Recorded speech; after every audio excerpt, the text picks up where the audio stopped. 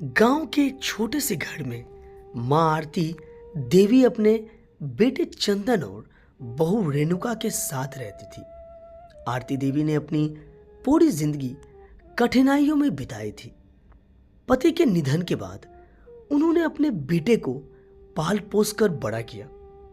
उनकी एक ही ख्वाहिश थी कि बहू घर को परिवार समझे और सब मिलजुल कर रहे। लेकिन रेणुका की सोच थोड़ी अलग थी। रेणुका एक शहर की लड़की थी और उसकी परवरिश ऐसे माहौल में हुई थी जहां रिश्तों की बजाय अपनी सुविधा को ज्यादा महत्व दिया जाता था। शादी के शुरुआती दिनों में तो रेणुका ठीक थी, लेकिन जैसे जैसे समय बीता उसकी असली प्रवृत्ति सामने आने लगी। एक दिन सुबह का समय था। आरती देवी रसोई में गई तो देखा कि बहू अभी तक सो रही है। उन्होंने प्यार से कहा, रेणुका बहू, 9 बज गए हैं, अब तक खाना नहीं बनाया। रेणुका ने खींचते हुए कहा, माँ जी, हमें रात में देर से नींद आती है, इसलिए सुबह देर तक उठते हैं।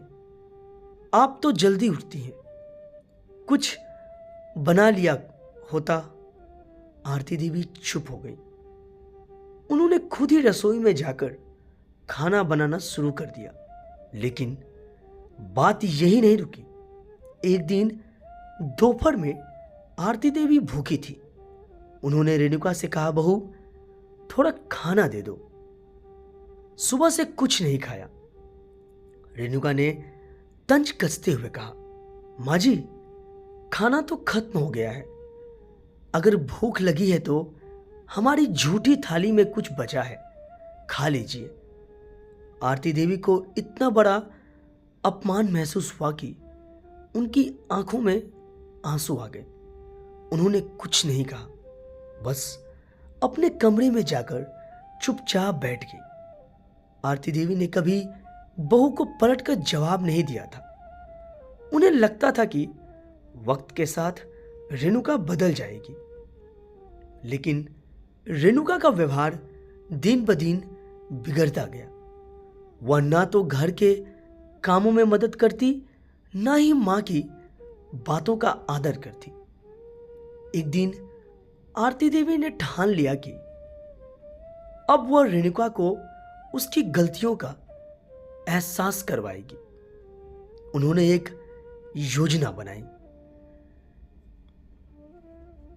अगले दिन सुबह आरती देवी ने रसोई में जाकर सारा खाना बना लिया, लेकिन खाना उन्होंने अपने कमरे में ले जाकर रख दिया। जब रोहित और रेणुका उठे तो रसोई खाली पड़ी थी। रेणुका ने पूछा, माँ जी, खाना कहाँ है?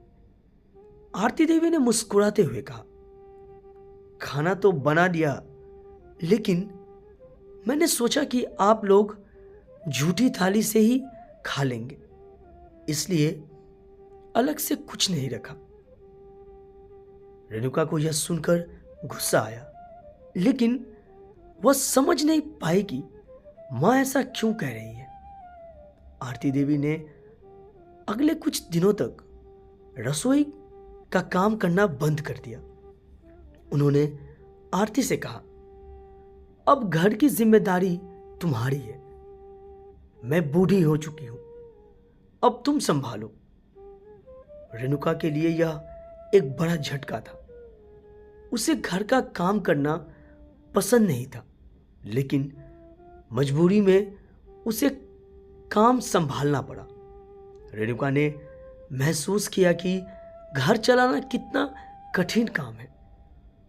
उसे मां के किए गए त्याग और मेहनत का महत्व समझ में आने लगा।